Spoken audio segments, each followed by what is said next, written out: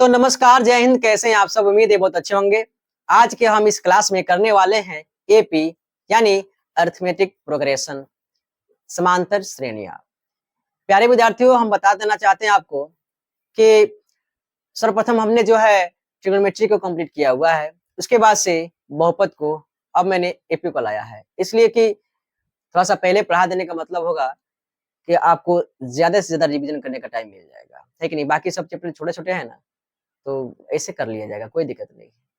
तो प्यारे विद्यार्थियों, हमारे साथ बने रहिए और जुड़े रहिए, पढ़ते रहिए, मस्त रहिए। आइए हम शुरुआत करते हैं। हमने लिखा हुआ है अध्याय 5 समांतर श्रेणियां अरिथमेटिक प्रोग्रेशन। देखिएगा ध्यान से, हम यहां से स्टार्ट करने वाले हैं। देखिए एपी, आखिर एपी है क्या? तो संख्याओं की एक ऐसी सूची जिसमें प्रत्येक पद में एक निश्चित संख्या जोड़ने पर प्राप्त होती है, वह समांतर श्रेणी कहलाता है। यानी प्रत्येक पद में कोई ना कोई एक जो है निश्चित संख्या अगर आप जोड़ते हैं, निश्चित संख्या, वो संख्या अनिश्चित नहीं होनी चाहिए। अगर निश्चित संख्या जोड़ते हैं तो आपको जो संख्याएं प्राप्त होगी क्रमानुसार, वो आपको समांतर श्रेणी में होगी, जिसको हम समांतर श्रेणी कहेंगे। जैसे इसका सूत्र होता है जी A1, A2, A3, A4। अब ये A1 कैसे प्राप्त होगा? A1 है तो A1, इसमें कुछ नहीं करेंगे। अब A2 प्राप्त करने के लिए आपको लिखना होगा A plus 2D, sorry A plus D। और A3 प्राप्त करने के लिए लिखना होगा आपको A प्लस 2D, ध्यान दीजिएगा। अब A4 प्राप्त करने के लिए आपको लिखना होगा A प्लस 3D। अब A5 प्राप्त करने के लिए आपको लिखना होगा A प्लस 4D। चलिए, हमने तो बड़ा समझा दिया बढ़िया से, लेकिन एक चीज यहाँ पे ध्यान देने वाली बात है, आखिर डी होता क्या है? डी क्या है? तो प्रथम पद में डी जोड़कर आप एपी प्राप्त कर सकते हैं, यानी प्रथम पद में डी जोड़कर एपी प्राप्त किया जा सकता है। तो डी किस प्रकार से हम जानेंगे डी क्या है क्या नहीं है? आइए एक एग्जांपल के माध्यम से हम समझते हैं। यहाँ पे देखिए, मैं यहाँ पे लिखता हूं, अगर 6, 9, 12, 15, 18 और 21 एंड सो ऑन करके, और भी सारा पद बहुत सारा आप लिख सकते हैं, उधर कोई दिक्कत नहीं, ठीक है। तो देखिएगा, यानी प्रथम पद आपका क्या होगा? ए होगा, 6 होगा। द्वितीय पद आपका A2 यानी A9 होगा। तृतीय पद आपका A3 यानी 12। चतुर्थ पद आपका A4 यानी 15। ये पांचवा पद आपका A5 यानी 18। ये छठा पद, ऐसे करके बहुत सारे पद इसमें आ सकते हैं। देखिएगा, तो ए तो आपको पहले से ज्ञात है। अब आपको डी ज्ञात करनी है। यहाँ पे कहा गया है कि आप जो है डी निकालने के लिए आप क्या कर सकते हैं। सबसे पहले मैं यहाँ पे डिस्कस कर दूं, तो डी निकालने के लिए आप जो है लिख सकते हैं A2 माइनस A1, जो डी प्राप्त होगा। A3 माइनस A2, ये भी आपको डी निकाल कर देगा। A4 माइनस A3, ये भी आपको डी दे सकता है। A5 माइनस A4, ये भी जो आपका डी दे सकते हैं। यानी पिछला पद में अगला पद में से पिछला पद घटा सकते हैं, वो आपको डी देगा। अगर डी समान है, डी यानी सार्व अंतर, यानी सार्व अंतर।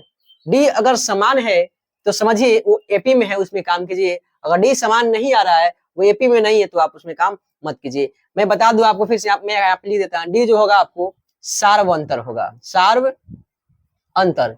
लेकिन ध्यान देने वाली बात यह है कि ये सार्व अंतर डी जो है प्लस में भी हो सकता है और माइनस में हो सकता है, ध्यान रखिएगा इस चीज को, ठीक है प्यारे विद्यार्थियों। देखिए, आपको डी प्राप्त करनी है तो A2 यानी A2 आपका क्या है? 9 में से 6 घटाएंगे 3 प्राप्त होगा।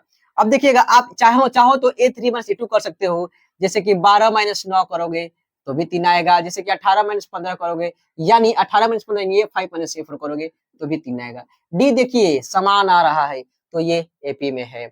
अगर डी समान ना आए तो ये एपी में नहीं है, उस पर काम नहीं करनी है, ध्यान दीजिएगा। कोई दिक्कत तो नहीं। देखिए, आपको A2 प्राप्त करने के लिए लिखना होगा, यहाँ पे देखिए मैंने लिख दिया हुआ है A प्लस डी, यानी प्रथम पद पता है और द्वितीय पद आपको, अगर तृतीय पद दिया गया है तो कहीं ना कहीं डिफरेंस निकाल करके हम पता कर सकते हैं। यानी एपी का आप रूप भी इस प्रकार से भी लिख सकते हैं, एक ए। देखिए लाइट चला गया, कितना अजीब मतलब है, थोड़ा सा कंप्रोमाइज कीजिएगा, लाइट थोड़ा सा डाउन होगा। देखिएगा, A plus D, A plus 2D, A plus 3D और A plus 4D and so on, बहुत सारा हो सकता है। ये इसलिए हमने लिखा क्योंकि देखिएगा, ये A है, ये AD, A प्लस डी है। A प्लस डी यानी दूसरा पद, A प्लस 2D यानी तीसरा पद, A प्लस 3D यानी चौथा पद, A प्लस 4D यानी पांचवा पद। यानी कहने का मतलब है, अगर आपको A दिया रहे और D दिया रहे तो आप एक आसानी से समांतर श्रेणी लिख सकते हैं। देखिएगा किस प्रकार से, देखिए मैं यहाँ लिख देता हूँ, इसको मिटा देता हूँ। एग्जाम्पल समझने के लिए देखिए, अगर ए आपको दिया हुआ है 3 और डी दिया हुआ है 2, तो आप एपी कैसे लिख सकते हैं? देखिएगा A plus D, A plus 2 D, A plus 3 D, A plus 4 D. कहेगा कि प्रथम 4 पद लिखिए, 5 पद लिखिए, आसानी से लिख सकते हैं यहाँ पे। ए का मान 3 और डी का मान 2 यानी 5 प्राप्त हुआ। ए का मान 3 और डी का मान कितना है? 2 यानी 3 और प्लस 4 बराबर कितना हो गया? 7 हो गया। ए प्लस 3 डी है ना, तो ए का मान 3 और डी का मान क्या दिया हुआ है? 2 यानी 3 प्लस 6 बराबर 9। यहाँ पे देखिएगा ए का मान कितना है जी? 3 और प्लस 4 गुणे 2, यहाँ पे देखिएगा 3 प्लस 8 बराबर 11। यानी कहने का मतलब है आप आसानी से इसमें लिख सकते हैं। यहाँ पे क्या है? 5 7 9 11 एंड सो ऑन। यानी डिफरेंस क्या आपका एक समान है, यानी ये एपी में है, यानी एपी आप इस प्रकार से फाइंड कर सकते हैं। देखिएगा एक चीज और बता दो आपके यहाँ पे कि समांतर श्रेणी के 2 प्रकार होते हैं। समांतर श्रेणी कितने प्रकार होते हैं? 2। कौन कौन से हैं? एक है परिमित समांतर श्रेणी, दूसरा अपरिमित समांतर श्रेणी। यानी परिमित समांतर श्रेणी क्या है? तो अगर कोई भी समांतर श्रेणी दिया है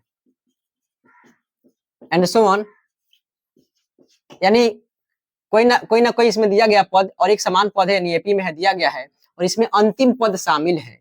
कौन पद? अंतिम पद क्या है इसमें शामिल है, तो ये आपका जो होगा ये क्या होगा? तो परिमित समांतर श्रेणी होगा।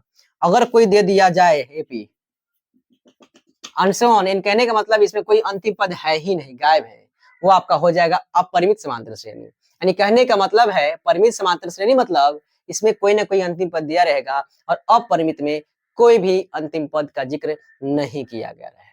तो प्यारे विद्यार्थियों, लाइट तो कट गया है, काफी परेशानी हो गई है आपको, इसके लिए माफी चाहते हैं। अगले क्लास में जो है हम लोग इसका फॉर्मूला और कुछ एग्जाम्पल्स जो हम लोग कर लेंगे, ठीक है ना? मिलेंगे अगले क्लास में। जय हिंद।